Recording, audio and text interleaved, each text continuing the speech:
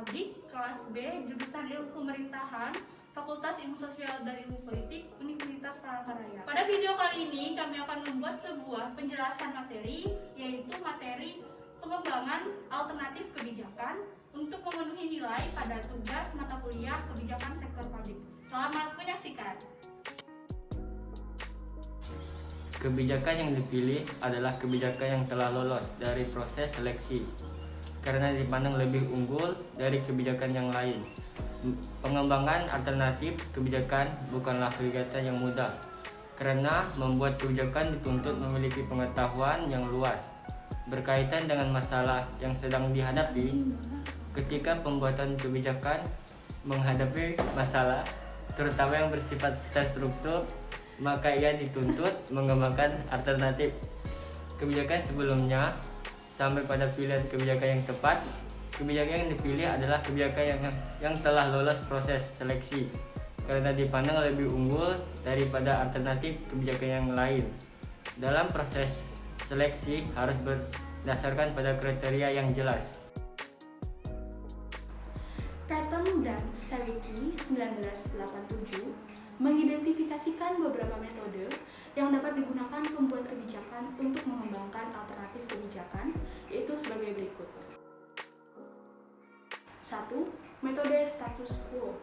Suatu alternatif dipilih apabila klien, pemegang otoritas, kelompok masyarakat, atau instansi merasa bahwa masalah yang ada dapat diperbaiki dengan alternatif yang bersangkutan.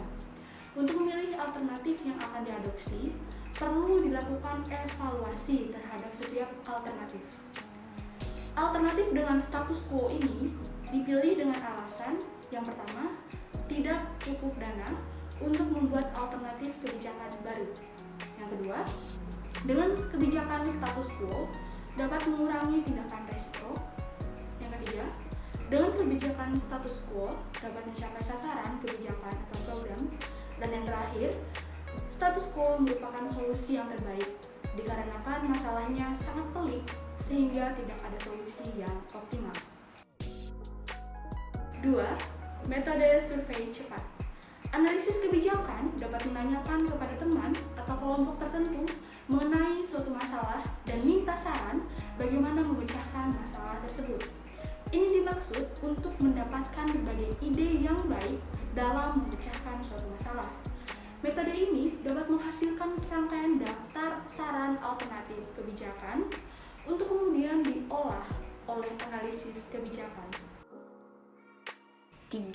Tinjauan pustaka atau literatur review. Berbagai sumber literatur seperti buku dan jurnal berisi pengetahuan teoretik dan kasus dari berbagai bidang seperti bidang perumahan, pendidikan, perpajakan, polusi, dan sebagainya.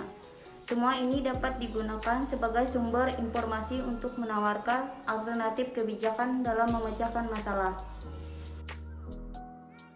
4. Perbandingan dengan pengalaman nyata. Tujuan utama metode ini adalah untuk mengetahui pengalaman yang memperlihatkan bahwa suatu alternatif dapat diimplementasikan.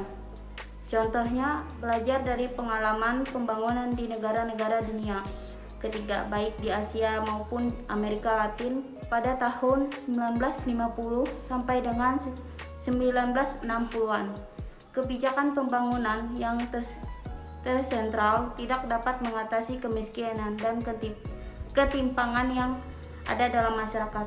Oleh karenanya, mulai dasawarsa 1970 banyak negara berkembang mengadopsi decentralized planning approach. 5. Metode analogi, metafor, and sinetik.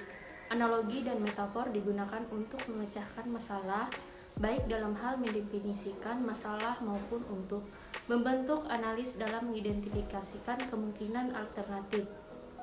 Sedangkan sinetis adalah metode pemecahan masalah dalam kelompok melalui diskusi sehingga kesempatan untuk menemukan alternatifnya meningkat. Keenam, curah pendapat, brainstorming.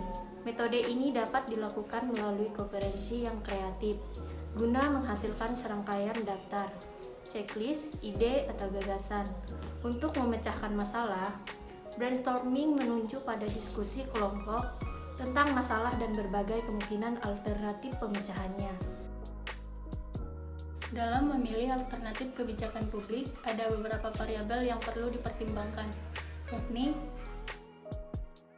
yang pertama, kesesuaian dengan visi dan misi organisasi. Alternatif kebijakan yang dipilih harus mendukung tercapainya visi dan misi organisasi, dikarenakan kebijakan berfungsi sebagai instrumen untuk mencapai visi dan misi organisasi. Yang kedua, applicable atau dapat diimplementasikan. Untuk menilai sebuah kebijakan yang baik, bukan hanya dari sudut penggunaan susunan kata dan kalimat yang indah, dan penetapan yang sasaran yang ideal atau tinggi, tetapi terlebih pada aspek visibilitas kebijakan tersebut untuk diimplementasikan. Yang ketiga, mampu mempromosikan pemerataan dan keadilan pada masyarakat, yang artinya kebijakan publik harus diletakkan sebagai pertimbangan utama oleh para policy makers. Yang keempat, mendasarkan pada kriteria penilaian yang jelas dan transparan. Hal ini berfungsi sebagai standar penilaian yang dapat diverifikasi oleh publik. Dalam hubungan dengan kriteria yang berfungsi sebagai standar penilaian, badak sebagaimana yang dikutip oleh Patton dan Sweki yang mengajukan beberapa kriteria, yaitu 1. Kelayakan teknis. Apakah alternatif yang dipilih dapat mengatasi pokok persoalan yang muncul? Ini mencakup dua kriteria, yaitu efektivitas dan kecukupan. Efektivitas mencakup apakah alternatif yang dipilih dapat mencapai tujuan yang diinginkan, sedangkan kecukupan mencakup seberapa jauh alternatif yang dipilih mampu mengatasi perseorangan. 2. Kemungkinan ekonomi dan finansial, yang artinya efisiensi ekonomi yang mempersoalkan apakah dengan menggunakan resources yang ada dapat memperoleh manfaat yang optimal, sedangkan keuntungan mempersoalkan perbandingan antara input dan output kebijakan, sedangkan efisiensi biaya mempersoalkan apakah tujuan dapat dicapai dengan biaya yang minimal. 3. Kelayakan politik yang mencakup tingkat penerimaan, kepantasan, daya tanggap, dan aspek keadilan. 4. Kelayakan administratif mencakup subkriteria otoritas, komitmen institusi, kapasitas, kemampuan aparatur baik konseptual maupun keterampilan dan dukungan organisasi dalam melaksanakan kebijakan. Keberhasilan suatu program ditentukan oleh hubungan dari 3 aspek. 1. Jenis program. 2. Penerima program. 3. Organisasi pelaksanaan program.